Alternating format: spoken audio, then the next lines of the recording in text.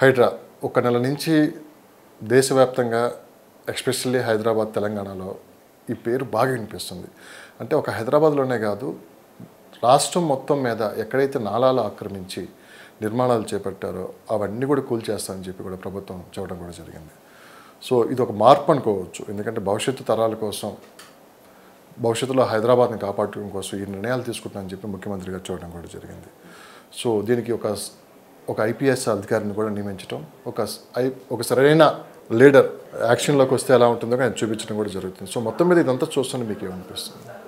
అంటే హైడ్రాకి సంబంధించి ఒకటి ఆయన ఐపీఎస్ ఆఫీసర్ని రంగనాథ్ గారిని తీసుకురావడం వెనకాల ప్రోగ్రామ్ ఏంటంటే, ఇది రెవెన్యూ వ్యవహారం కాదు, అంటే కూల్చివేస్తాం స్ట్రైట్ వితౌట్ ఎనీ నోటీస్ అనేది ఆయన ఉద్దేశం. ఎటువంటి ముందస్తు హెచ్చరికలు లేకుండా వెళ్ళి కూల్చేయటం.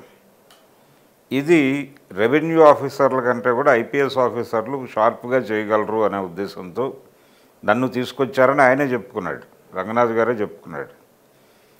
దీని ద్వారా ఏం చేశారు వీళ్ళు, మొదట కొంతమంది ఇప్పుడు నాగార్జునకి సంబంధించినటువంటి కన్వెన్షన్ కూల్చారు, అలాగే ఇంకొక 2-3 నిర్మాణాలు కూల్చారు, విల్లాల జోలికి వెళ్ళారు.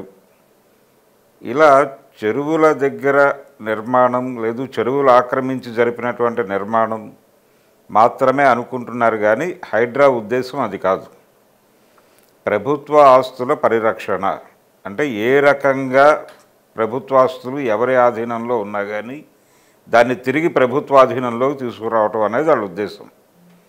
ఇందులో భాగంగా చెరువుల ఆక్రమణ అనేది మొదట తొలి విడతగా జరిపారు. ఈ తొలి విడతగా జరిపినటువంటి చెరువుల ఆక్రమణకు సంబంధించి జరిగినటువంటి దాడుల్లో కొన్ని ప్రాంతాల్లో, ఇప్పుడు సున్నం చెరువు ప్రాంతంలో అక్కడ 50 ఏళ్ల నుంచి నివాసం ఉంటున్నటువంటి పేదల మీద దాడి జరిగింది.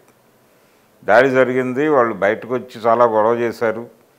పైగా వీళ్ళు కూల్చేస్తున్న చోట సామాను తీసుకునేటువంటి వెసులుబాటు కూడా ఇవ్వకుండా మనుషుల్ని బయటకు తీసుకొస్తున్నారు, బుల్డోజర్ వెళ్ళిపోతుంది, కూల్చేస్తున్నారు. కానీ నోటీసులు ఇచ్చినా కానీ వాళ్ళు బయటికి వెళ్ళలేదు కాబట్టే ఇలాంటి యాక్షన్ తీసుకుంటారని చెప్పి అనిపిస్తున్న మాట కదా.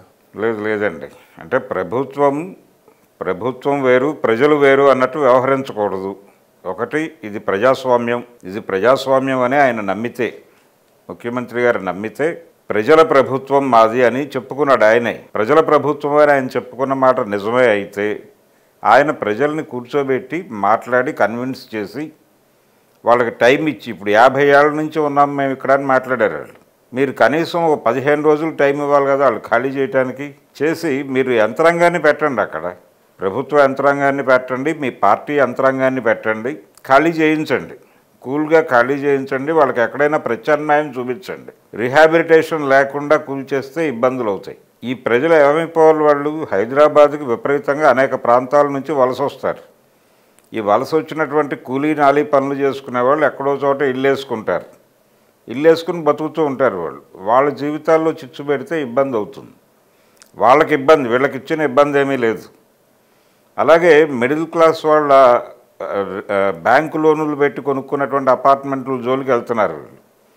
అంటే below poverty line middle class ఒక మేరకు పెరిగినటువంటి, ఇప్పుడు రిటైర్మెంట్ అయిపోయి రిటైర్మెంట్ బెనిఫిట్స్తో ఇల్లు కొనుక్కున్న వాళ్ళు ఉన్నారు, వాళ్ళ ఇల్లు కూల్చేస్తున్నారు వీళ్ళు. అంటే తెలియక దానికి అన్నీ, అంటే బ్యాంకు లోన్ వస్తుందంటేనే అన్ని విధాలా వెరిఫై చేసిన తర్వాత బ్యాంకు లోన్ ఇస్తారు.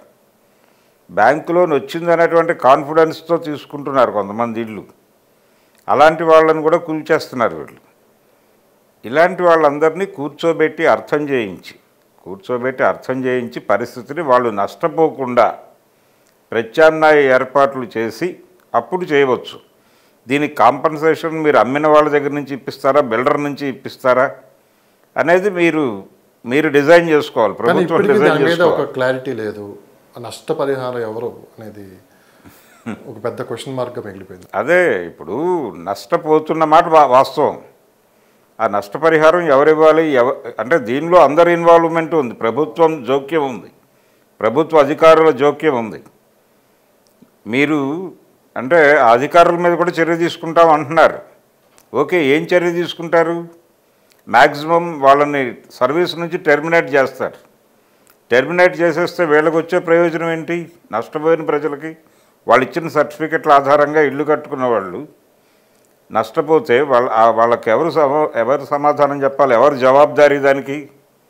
ఇలా చాలా గొడవలు ఉన్నాయి దాని చుట్టూ. అందుకని మొదట కనిపించినంత దూకుడుగా ఇప్పుడు హైడ్రా లేదు. నెమ్మదిగా యూటర్న్ తీసుకున్నారు. తీసుకుని నిన్న ఈ ఎస్ఐలుగా పాస్ అయి ట్రైనింగ్ తీసుకున్నటువంటి ఎస్ఐలని శిక్షణ పూర్తయిన తర్వాత ఏర్పాటు చేసిన కార్యక్రమంలో ఆయన మాట్లాడాడు. ముఖ్యమంత్రి గారు రేవంత్ రెడ్డి గారు మాట్లాడుతూ ఒక విషయం చెప్పాడు. మేము ఇక్కడ నష్టపోయినటువంటి బిలో పావర్టీ లైన్ మీద ఉన్నటువంటి వాళ్ళని డబుల్ బెడ్రూమ్ ఇళ్లలో అకామిడేట్ చేయడానికి ప్రయత్నం చేస్తామని చెప్పాడు ఆయన. అలా అకామిడేట్ చేస్తే ఓకే. అంటే ఇలాంటి నిర్ణయాలు మొదట ఎందుకు తీసుకోలేదు, ఇప్పుడు ఎందుకు తీసుకుంటున్నారంటే ప్రజల నుంచి వస్తున్నటువంటి రెస్పాన్స్ చూసి కొంత ఇదేదో బూమరాంగ్ అయ్యేలాగా ఉంది అని అనిపించి నెమ్మదిగా యూటర్న్ తీసుకున్నారు. అందులో భాగంగానే రంగనాథ్ మాట్లాడాడు. ఆయన మాట్లాడుతూ ఏమన్నాడంటే ఆక్యుపేషన్లో ఉన్నటువంటి ఇళ్ల గురించి మేము కొంచెం ఆలోచిస్తాము, వాళ్ళకు సమయం ఇస్తాము, ఆక్రమణల్లో లేని అక్రమ నిర్మాణాలు కనుక ఉంటే అవి కొత్త నిర్మాణాలైనా కూల్చేస్తాము అని చెప్పాడు. మీరు ఆక్రమణలో లేని నిర్మాణాలు అక్రమము అని తోచినప్పుడు అవి కన్సర్న్ పీపుల్ ఎవరైతే ఉన్నారో వాళ్ళని కూర్చోబెట్టి చెప్పి వాళ్ళకి కూల్చేయాలి. ఒకటి ఇక్కడ మర్చిపోకూడని విషయం ఏంటంటే చాలా ఏరియాల్లో బిల్డర్ల దుర్మార్గం జరుగుతోంది. బిల్డర్లు ప్రభుత్వ అధికారులు కుమ్మక్కయి దానికి అన్ని డాక్యుమెంట్లు అన్ని క్లియరెన్స్లు తెచ్చుకుని అవన్నీ చూపించి బ్యాంకులను కూడా మేనేజ్ చేసి లోన్లు ఇప్పిస్తున్నారు. లోనులు తీసుకుంటున్నాం కాబట్టి ఇది డెఫినెట్గా వెరిఫైడ్ ల్యాండ్ అనే ఉద్దేశంతో ఇన్వెస్ట్మెంట్ పెడుతున్నారు. ఈ పెట్టిన వాళ్ళు నష్టపోకుండా మీరు ఒక మెకానిజం ఏర్పాటు చేయాలి ఫర్దర్గా కూడా. ఇప్పుడు నెమ్మదిగా అసలు ఎందుకు చేస్తున్నాడు ఈయన ఈ యాక్టివిటీ అంతా, ఎందుకు ఈ హడావిడి ఇంత యుద్ధ ప్రాతిపదిక మీద చేస్తున్నారు? ప్రభుత్వ ఆస్తుల్ని కాపాడిన తర్వాత ఏం చేస్తారు? ప్రస్తుతం మార్కెట్ ఎకానమీలో ఉన్నాం మనం. మార్కెట్ ఎకానమీలో ఉన్నటువంటి ఈ ప్రభుత్వాలు ప్రభుత్వ ఆస్తులను ఏం చేస్తున్నాయి అనేది ఒక్కసారి చూస్తే ఏమీ చేయట్లేదు వీళ్ళు.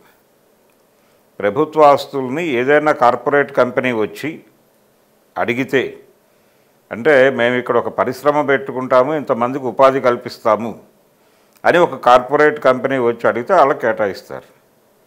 అంటే ఇప్పుడు పేదల్ని ఖాళీ చేయించినటువంటి ఈ ప్రభుత్వ ఆస్తులన్నీ కార్పొరేట్లకు కట్టబెడతారు అని వేగ్గా ఒక మాట అనేస్తే. కానీ ఇక్కడ ఒకటి జరుగుతుంది సార్, కేవలం చెరువులు ఆక్రమించి అంటే ఎఫ్టీఎల్ పరిధిలో కావచ్చు బఫర్ జోన్లో ఉన్న ప్రాంతంలో మాత్రమే వీళ్ళు చర్యలు తీసుకుంటున్నారు. సో అలాంటి ప్లేస్ని మళ్ళీ మీరు కార్పొరేట్ కంపెనీలు కట్టబెడతారండి. ఎంతవరకు దాన్ని ఆ స్థలాలు అంటలేదు నేను. హైడ్రా పరిధి చెరువుల వరకే పరిమితమై లేదు. ఆయన చెప్పాడు ఆ మాట. ప్రభుత్వ ఆస్తులు ఎవరు ఎక్కడ ఏ విధంగా కబ్జా చేసినా మేము దాన్ని తిరిగి ప్రభుత్వ అధీనంలోకి తీసుకొస్తామని చెప్పాడు క్లియర్గా రంగనాథ్ గారు. ఇది కేవలం చెరువుల కోసం పరిమితమై లేదు.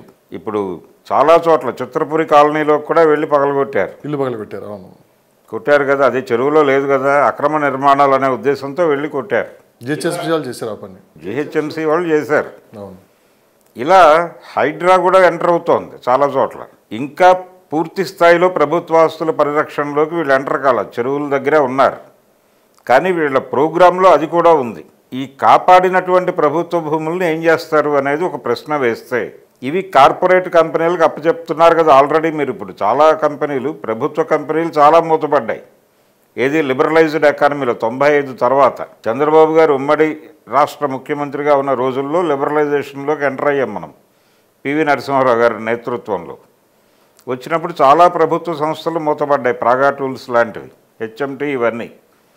ఆ ప్రాపర్టీస్ అన్నీ ఇప్పుడు ఏమైపోయినాయి, రకరకాల కార్పొరేట్ కంపెనీలకు అప్పచెప్పేశారు.